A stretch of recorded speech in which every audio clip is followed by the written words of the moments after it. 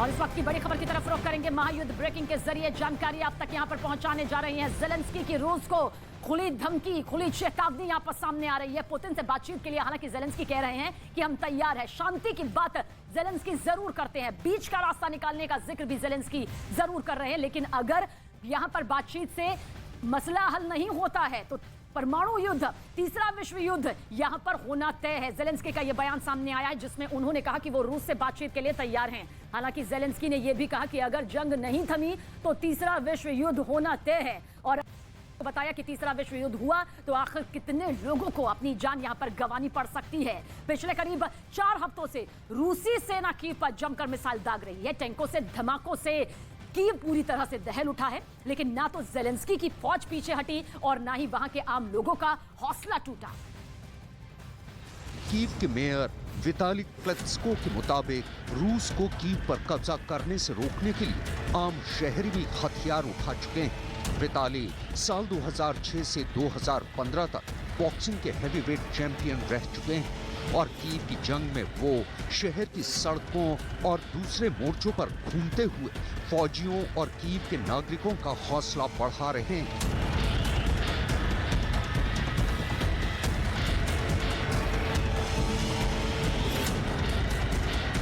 रूसी फौज की दिन रात की बमबारी से लोगों के आशियाने एक पल में खाक हो रहे हैं और शहर की खूबसूरत और ऐतिहासिक इमारतें चुटकियों में मलबे में तब्दील होती जा रही हैं।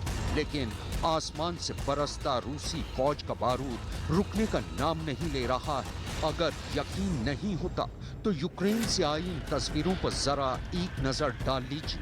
आपको खुद ब खुद समझ आ जाएगा कि पिछले चंद दिनों में रूसी सेना की बमबारी के बाद यूक्रेन की राजधानी कीव और उसके लोगों का क्या हाल है। लोगों की चहल पहल से गुलजार रहने वाली कीव की सड़कों पर शहर की ही टूटी इमारतों का बिखरा मलबा है। शहर छोड़कर अपनी जान बचाने के लिए भागते लोग नजर आते हैं और दहशत के सन्नाटे को तोड़ती मातम मनाते लोगों की सिसकियां ही सुनाई दे रही हैं।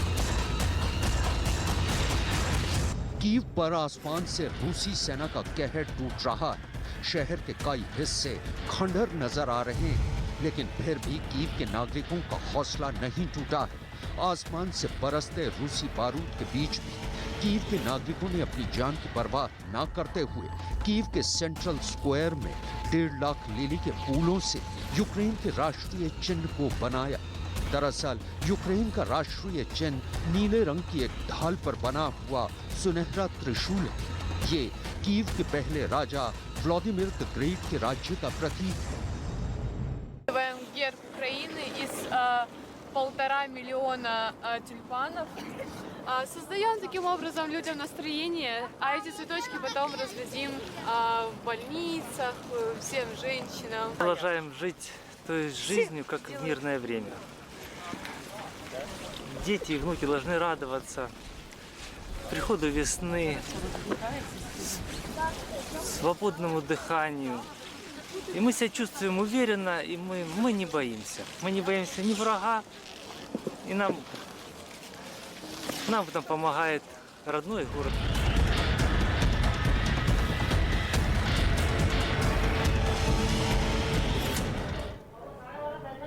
और तस्वीरें आप लगातार देख रहे हैं। 26 दिन से ये तस्वीरें सामने आ रही हैं और ऐसे में जो आम नागरिक वहां पर फंसे हुए हैं वो खुद दुआ कर रहे हैं कि अब ये जंग खत्म हो जाए। लेकिन इस बीच 26 दिनों से ये जंग लगातार जारी है। लेकिन बड़ी खबर जो निकलकर सामने आ रही है वो आपको बताते हैं, यूक्रेन पर हो सकता है परमाणु हमला। परमाणु हमले की आशंका लगातार जताई जा रही है। पुतिन का रूस की सेना को आदेश दे दिया गया है कि परमाणु सेना तैयार रहे और परमाणु युद्ध से निपटने की तैयारी में रहे। रूसी सैनिक, ये कह दिया गया है पुतिन की ओर से, यानी कि बड़ा खतरा यहां पर अब हो सकता है। और अगर परमाणु हमला हुआ तो उसके बाद के जो कॉन्सिक्वेंसेज होंगे, उसके बाद का जो तबाही होगी वो सबसे ज्यादा भीषण होने वाली है। क्योंकि न केवल रूस को नुकसान पहुंचेगा बल्कि यूक्रेन भी पूर्ण रूप से तबाह हो जाएगा। और उधर बेलारूस के रूसी सैनिकों की मदद करने की खबर सामने आने के बाद कुछ यूक्रेनी महिलाओं ने भी जंग में रूसी फौज से लोहा लेने का ऐलान कर दिया, जिसका एक वीडियो भी सामने आया।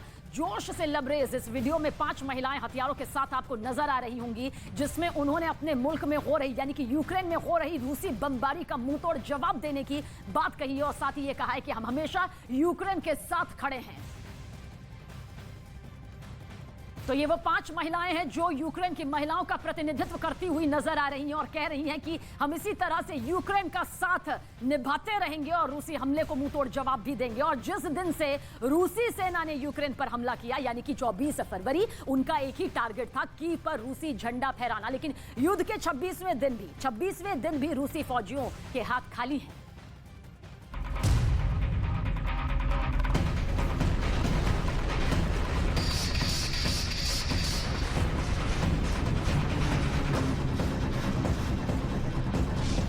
कीव पर रूस की सेना अभी तक कब्जा नहीं कर पाई है और उसकी सबसे बड़ी वजह है यूक्रेन की सेना की रणनीति और हौसला।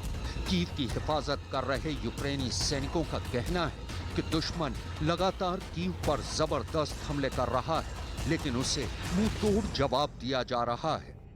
Сили Росії. Ми наступали декілька днів, і на третій день ми змогли вибити противника з населеного пункту. Колона рухалася на підкріплення своїх сил основних. Ми завчасно зайшли до них в тил, замінували позиції їхні. Коли вони рухалися, вони попали в нашу пастку. Вони підірвались на темках. Потім ми їх накрили артилерією. Вони змушені були відійти до своїх позицій. यूक्रेन की सेना के मुताबिक कीव पर कब्जे की जंग में रूसी फौज को भारी नुकसान उठाना पड़ रहा है और अपने दावे को साबित करने के लिए यूक्रेनी सेना बाकायदा रूसी सेना की बर्बादी की तस्वीरें लगातार जारी भी कर रही है। Села, роблять там блокпости, намагаються рухатись все далі і далі. Наскільки вони не можуть рухатися далі, вони відступають і залишають за собою техніку, поранених своїх, залишають своє майно, боєприпаси, зброю. अमेरिका का कहना है कि कीव पर फाइनल अटैक की तैयारी में रूसी सेना शहर के बाहर इकट्ठा हो रही है और रूस की इस नई रणनीति को मैक्सर टेक्नोलॉजी ने बेनकाब कर दिया है। दरअसल मैक्सर टेक्नोलॉजी के सैटेलाइट रूसी सेना की हर गतिविधि पर नजर रखे हुए हैं। पेंटागन के मुताबिक फिलहाल रूसी सेना बोरोदेंका के जंगल में बिखर गई है और कस्बों और गांवों पर कब्जा करते हुए आगे बढ़ने की कोशिश कर रही है। जब भी यूक्रेन के सैनिक उनकी पोजीशन पर हमला करते हैं तो वो दिशा बदल देते हैं। इसके अलावा यूक्रेन सेना की एक खुफिया टीम चुन चुनकर रूस के हाई प्रोफाइल जनरल, पायलट और आर्टिलरी कमांडरों को निशाना बना रही है। जानकारी के मुताबिक जंग में शामिल रूस के करीब 20 जनरलों में से 5 मारे जा चुके हैं।